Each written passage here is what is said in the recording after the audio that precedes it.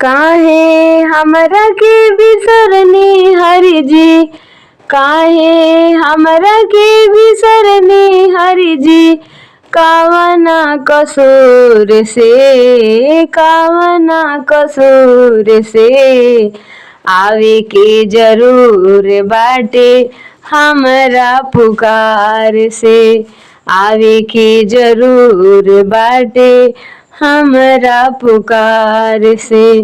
काहे हमरा के बिसरनी हरि जी, काहे हमरा के बिसरनी हरि जी, कावना कसूर से, कावना कसूर से, आवे के जरूर बाटे हमरा पुकार से, आवे के जरूर बाटे हमरा पुकार से।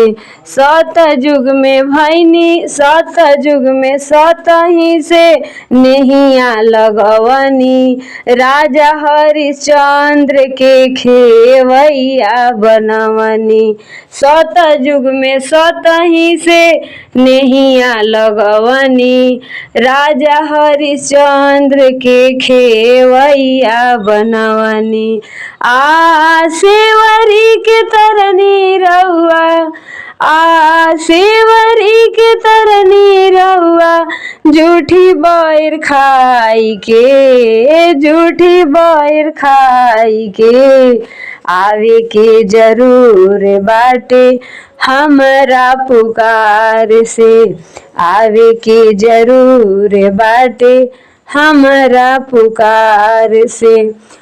त्रेता में राम दशरथ के ललनवा, माता कौशल्या जी झूलावेली झूलनवा। त्रेता में राम दशरथ के ललनवा, माता कौशल्या जी झूलावेली झूलनवा। तड़िका के मरनी रउआ, तड़िका के मरनी रउआ, बक्सर में जाई के, बक्सर में जाई के, आवे के जरूर बाटे हमरा पुकार से, आवे के जरूर बाटे हमरा पुकार से। द्वापर में भैनी देवा की के ललनवा, देवा की के ललनवा, माता जसोदा जी खेलावेली अंगनवा, माता जसोदा जी खेलावेली अंगनवा।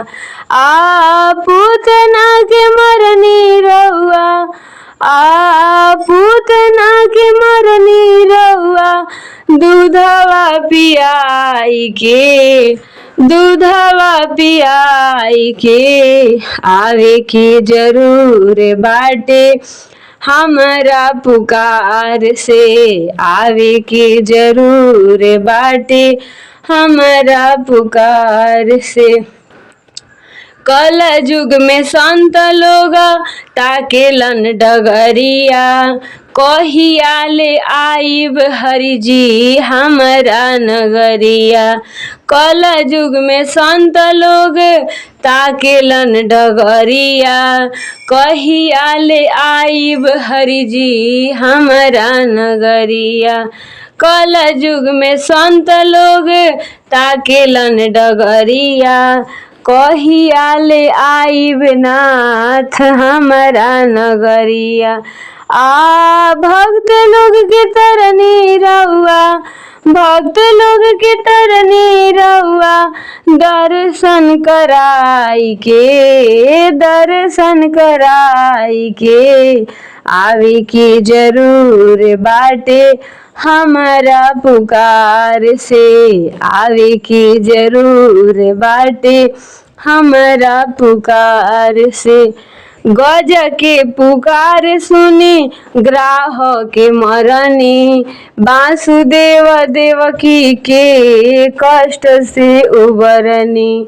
गज के पुकार सुनी ग्राह के मरनी, वासुदेव देवकी के कष्ट से उबरनी।